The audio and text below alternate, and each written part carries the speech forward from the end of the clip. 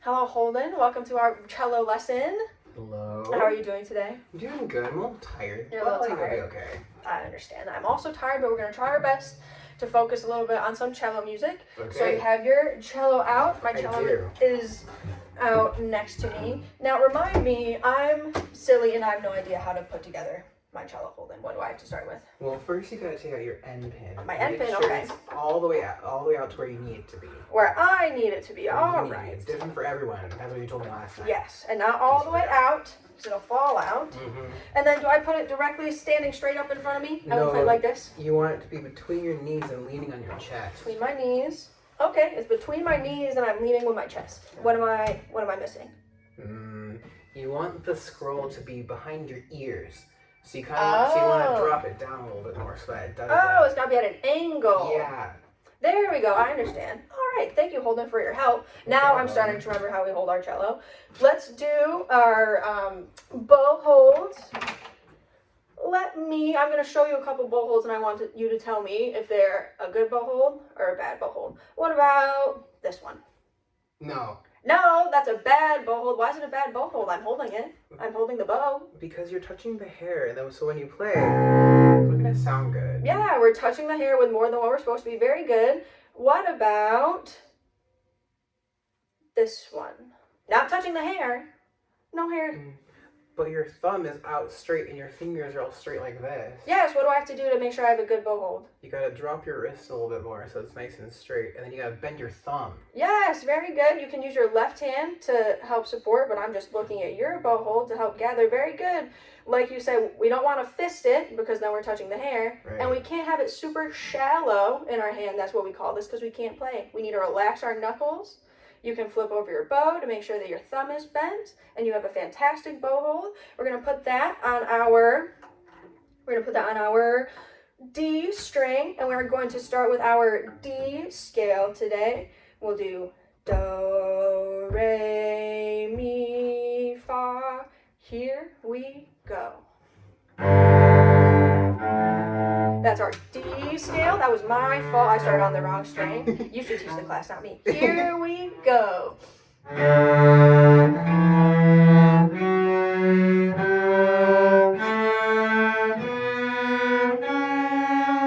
Back down.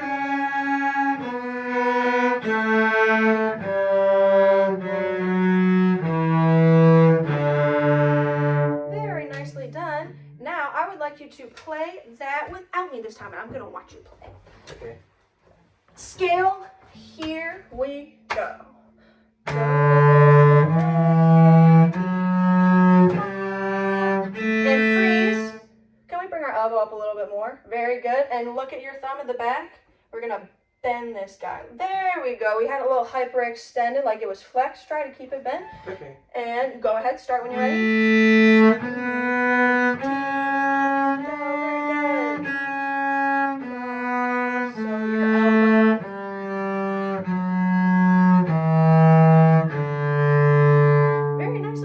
Always trying to make sure that we're airing out our armpit, that we have a happy armpit. And the thumb, we want to make sure that we try to bend it to try to keep all the tension positive. As soon as we bend it, it gets a little weird and our hand does bad things. So we did our D scale. Now we are going to introduce what's called our thumb position. Can you say thumb position? Thumb position. You're going to watch me. We're only going to do the top half of our D scale. So imagine we already did do, re, mi, fa, so. La, ti, so, la, ti, do, re. You're going to go up. That's going to be our shift. So we're going to go from D to our E. Does my hand come off the fingerboard when I shift? No. It does not. Can you try that with me? Just join in when you're ready. D, E, D, E. 3 more times. Hold it solo. Very nicely done. Now we are going to build upon that. So, la, ti, do, re, mi, fa. those 4 fingers. We're going to start with our open A. Here we go. So, 1, 2, here comes our shift. Re, mi, fa. Keep your hand right there. Now you see where your pinky is. You're going to take your pinky, just slightly replace it with your thumb and go just above. Yes, very good. That is our harmonic. Can you say harmonic? Harmonic. Our instruments, we do a lot of math as string teachers and players, and we don't even know it. A harmonic is where your string is technically cut directly in half. And because of the way that the sound physics work, we won't get all technical, we can play an octave above the actual string. So with your thumb, play your thumb position and open string. Go ahead and keep playing that until you get more comfortable holding. Very good. Now we're going to start at back in first position with our open A. We're going to put it all together. You can watch me. We'll have A, B, C, D, E, F, sharp, G, A. Can you try that with me? Nice and slow. Here we go. Let's make sure we get that in zone. 1, 2. Very good. Starting again. Here we go. Shift. Big leap to thumb. Very nicely done. We're going to do that one more time, and I just want to hear you play for me. I'll go ahead and dictate if you need some help. Here we go. A, C, sharp, D. Here comes your shift. E, F, sharp, G. Thumb position. Very nicely done. That is our thumb position. That's your intro. We'll apply that to our scales moving forward. But now we're going to switch gears into our G major scale. Let's see if you can remember our G major scale.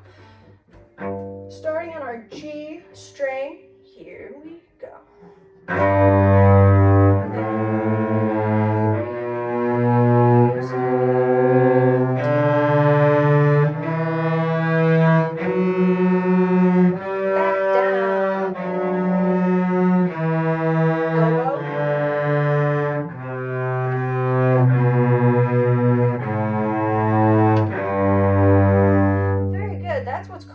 G major scale. Can you say major? Major. Major is associated with happy things. What's something that's happy that makes Holden happy? My dogs. Your dogs. So we're going to play the G major scale one more time. Let's think about Holden's dogs, making sure it's nice and happy. Here we go. See, there's your dog. Give him a bone. So fun.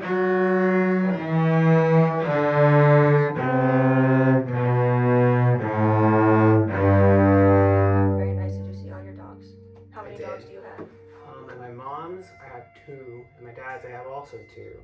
So 4 in total. Wow, a lot of dogs running around. Yeah. Now, this next scale that we're going to learn that's called minor. Can you say minor? Minor. Minor is about more sad and spooky things. I'm going to play it for you. I want you to tell me what you think of when you hear this.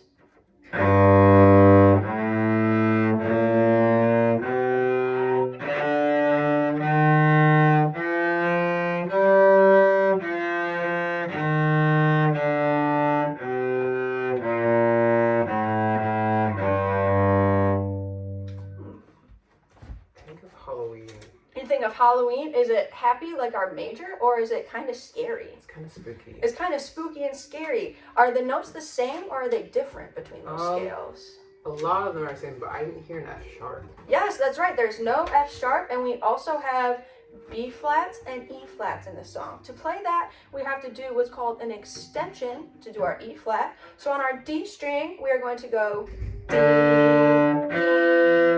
E flat, D. Very good. One more time together.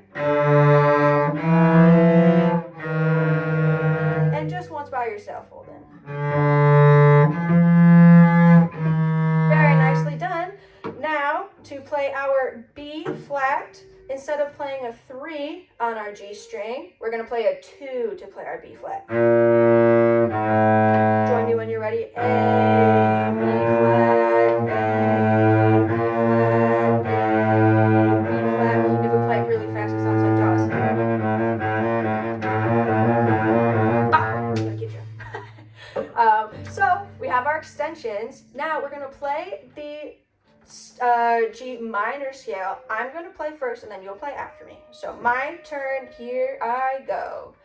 G, A, B flat. Oh, that was way too B flat. Try that again. G, A, B flat. Can you do that with me? Here we go. My turn. C, D, B flat. Your turn, go. Now we have, finish the scale. Back, down.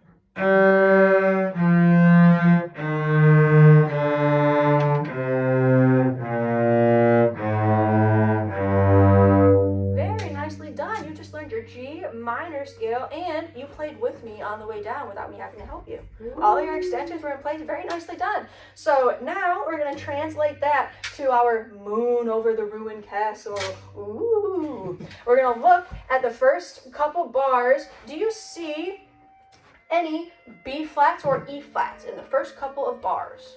There's 2 E flats and 1 B flat. That is correct. The B flat is on our A string, so it's the same premise that we did with our E flat, E natural, E flat, E natural, E flat. We're going to have an extended first finger on our A string for those notes. Let's just focus on the first 2 bars, bar 1 and bar 2. 1, 2, 3, 4.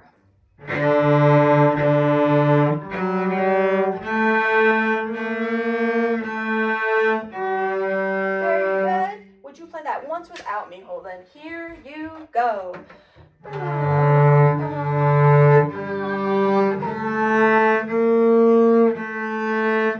Very good. Nicely done. Can you play the next couple bars for me?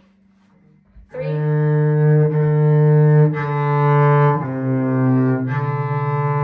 Very nice, Holden. What do you see that is underneath our staff?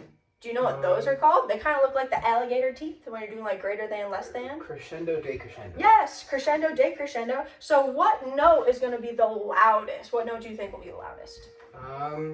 The B flat. Yeah, so then when you play it this time, I want you to go quiet, quiet, bigger, bigger, B flat, getting softer. Can you try that for me? Ready, go. Soft, soft. Nice and big. Very good. Same thing with the next measure. Here you go. Soft, soft, big, big, soft. Very nice, Holden. I am going to send you home with the rest of Moon over Ruined Castle so you continue looking at the rest of the piece, working on your extensions and your minor mode. Very nicely done.